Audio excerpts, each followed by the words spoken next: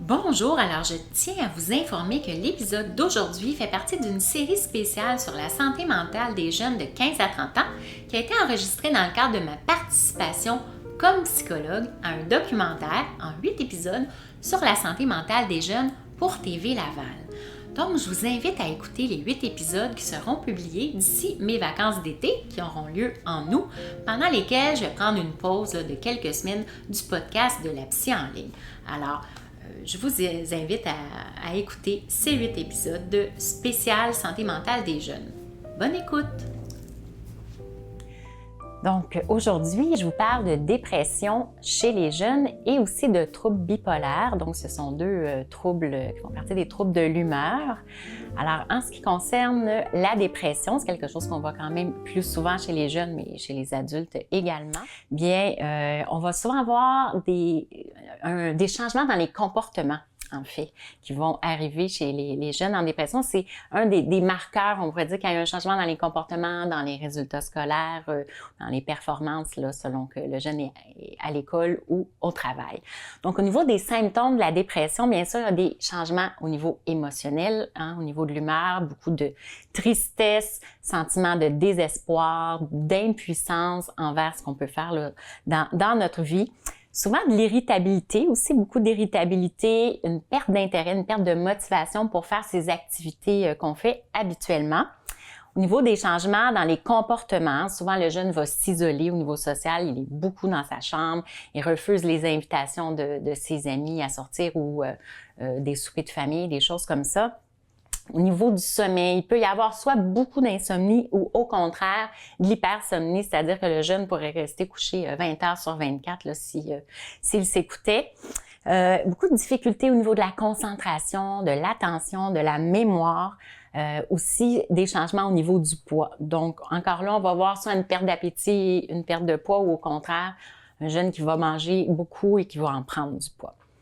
Ensuite, on va voir des changements au niveau même physique. C'est-à-dire que le jeune peut avoir des douleurs inexpliquées, des douleurs qu'on appelle psychosomatiques, une grande fatigue, bien sûr, surtout s'il y a de l'insomnie, mais même sans insomnie, même un jeune qui dort beaucoup va se sentir épuisé, fatigué, des problèmes digestifs aussi qu'on va remarquer là, chez les jeunes en dépression. En fait, il y a des changements aussi au niveau cognitif. On parlait tout à l'heure de concentration, d'attention, de mémoire. Beaucoup de pensées négatives, de la dévalorisation. Le jeune va se dénigrer, il ne se sent pas bon. Et évidemment, ça peut aller jusqu'aux idées suicidaires, malheureusement, là, où beaucoup d'idées noires de se faire du mal. Mais c'est quoi les causes? Qu'est-ce qui cause la dépression chez les jeunes? C'est sûr qu'il y a beaucoup la pression sociale, la pression aussi de réussir, comme on peut le voir sur les réseaux sociaux, chez certains modèles que les jeunes vont suivre. Des changements au niveau des hormones, bien sûr, là, à l'adolescence, début de l'âge adulte, il y a beaucoup de changements au niveau hormonal. Fait que ça aussi, ça peut amener de la dépression. Des expériences qui ont été traumatisantes pour le jeune, que ce soit de l'intimidation, une agression physique, même sexuelle, un accident, quelque chose de grave qui est arrivé, un décès soudain, quelque chose comme ça peut amener évidemment une dépression. L'utilisation excessive des médias sociaux, un jeune qui s'isole de plus en plus, qui vit presque dans son monde virtuel, c'est sûr que ça peut amener des symptômes au niveau de la dépression. Évidemment, il y a des facteurs génétiques. On peut voir dans certaines familles que ça se transmet pratiquement de génération en génération. La grand-mère, la mère, la jeune fille, tout le monde fait une dépression à un moment donné dans sa vie, fait qu'il y a une partie héréditaire génétique dans la dépression. Et il y a aussi certaines maladies ou problèmes neurologiques qui peuvent causer de la dépression, puis je dirais même certains médicaments qui peuvent avoir comme effet secondaire des changements au niveau de l'humeur, là, sans que ce soit nécessairement une dépression sévère, mais on peut voir des changements de l'humeur au niveau de la dépression. Alors, des stratégies pour traiter, pour se guérir de la dépression. Évidemment, la psychothérapie, que ce soit individuelle, parfois même familiale pour un adolescent, par exemple, qui habite encore chez ses parents, ça peut vraiment amener un soutien émotionnel, comprendre pourquoi le jeune est en dépression, trouver des façons, des moyens de s'en sortir, de changer les croyances négatives, etc. L'éducation et la sensibilisation. Qu'est-ce que c'est la dépression? Parler de santé mentale avec le jeune, avoir des discussions ouvertes sur le sujet. Adopter un mode de vie qui est sain, une bonne hygiène de vie. J'en parle souvent avec mes clients, on y revient, c'est-à-dire une bonne routine au niveau du sommeil, se coucher, se lever à peu près toujours aux mêmes heures, essayer de dormir un 7-8 heures. Même chose pour les repas, prendre des bons repas, même si on a moins faim en dépression, sinon on prend des collations, un peu d'exercice physique. Si on se sent trop épuisé, ça peut être une petite marche, mais c'est important de sortir, de prendre du soleil, vraiment une bonne hygiène de vie.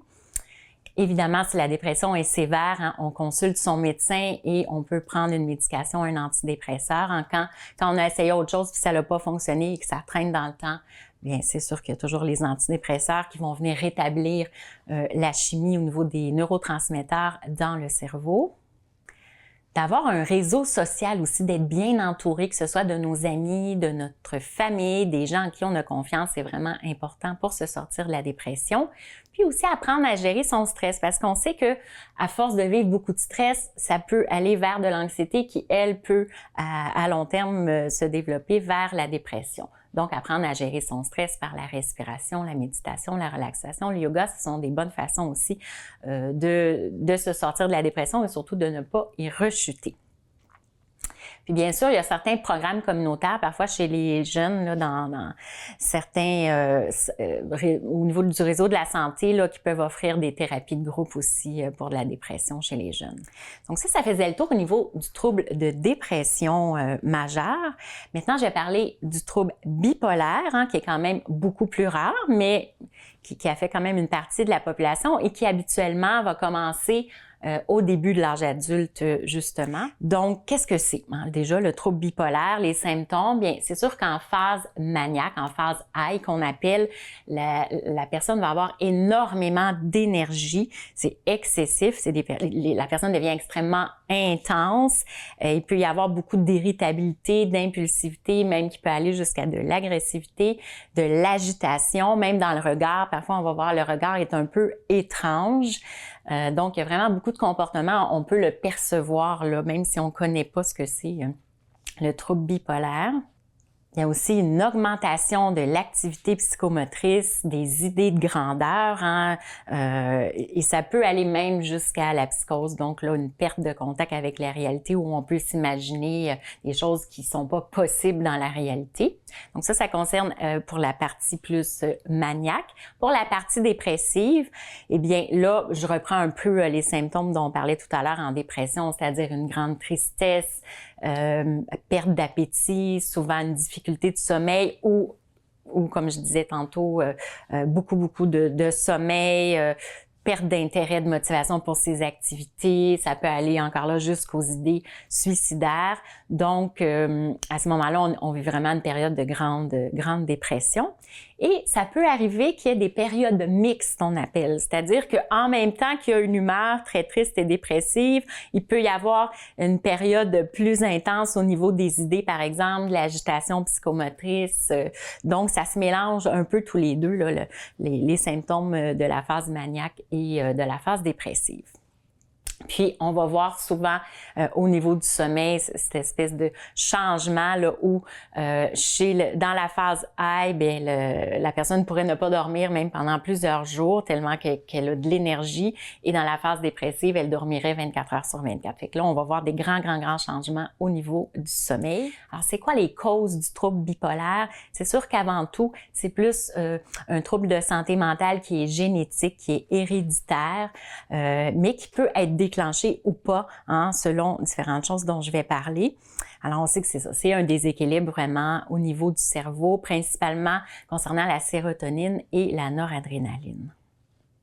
Donc, qu'est-ce qui peut déclencher un trouble bipolaire qui serait déjà là au niveau héréditaire, au niveau génétique? Ça pourrait être un événement traumatisant, par exemple, hein, une agression, un gros accident, un jeune qui vivrait beaucoup d'intimidation, un stress qui est continu, un stress chronique comme au niveau des conflits dans la famille, des problèmes financiers, des choses comme ça. Donc, des gros stress ou carrément des événements traumatisants, ça peut déclencher là, vraiment le trouble bipolaire. L'abus de substances, évidemment, d'alcool, la consommation de drogue, c'est souvent comme ça que chez les jeunes, le trouble bipolaire va se déclencher.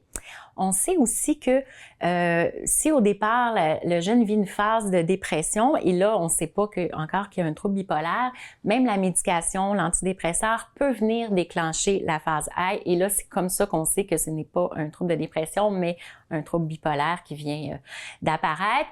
Et encore là, les changements hormonaux de l'adolescence, du début de l'âge adulte, peuvent déclencher aussi le trouble bipolaire, là, tout simplement par les changements comme on en vit dans certaines périodes de notre vie. Alors, qu'est-ce que c'est les stratégies? Même si on ne peut pas nécessairement guérir là, du trouble bipolaire, on peut vraiment le stabiliser l'humeur, stabiliser les phases pour qu'il n'y ait plus de grandes phases de manie, de grandes phases dépressives. C'est sûr que la médication est nécessaire dans ce cas-ci. Là, on doit vraiment consulter notre médecin et probablement même un psychiatre pour avoir la médication appropriée qui va venir vraiment stabiliser l'humeur. La psychothérapie peut être aussi très aidante pour offrir un soutien émotionnel, trouver des stratégies au quotidien pour se regarder, pour pas retomber dans des phases plus intenses, que ce soit de manie ou de dépression. La psychoéducation, je vous dirais aussi, c'est vraiment important. La psychoéducation, c'est vraiment d'apprendre qu'est-ce que c'est le trouble bipolaire, c'est quoi les symptômes. Il y a des groupes aussi, je sais, en clinique externe de psychiatrie qui vont, des thérapies de groupe qui vont aider à ce niveau-là, où il va y avoir aussi de la psychoéducation, des stratégies vraiment pour mieux réguler ces difficultés-là au niveau de l'humeur. Alors, le maintien d'une routine stable, on revient toujours à la routine, la stabilité, un cadre bien constant, c'est très important pour venir stabiliser l'humeur là, chez les jeunes qui ont un trouble bipolaire. Encore là, apprendre la gestion du stress, c'est toujours très favorable par rapport à ça. Je le disais tout à l'heure, au niveau de l'abus de substances, alors vraiment éviter l'abus de substances ou même, je dirais, l'alcool et les drogues en général parce que ça peut venir vraiment interférer avec la médication qui stabilise l'humeur. C'est important d'avoir une surveillance médicale régulière parce que ce sont quand même des médicaments qui peuvent avoir un impact au niveau de la santé physique aussi. Donc, c'est important là, de voir son médecin régulièrement. Je pense qu'il y a des prises de sang aussi qui doivent être faites régulièrement. Donc voilà, ça fait un peu le tour des stratégies là, au niveau du trouble bipolaire, en fait, pour demeurer stable le plus possible.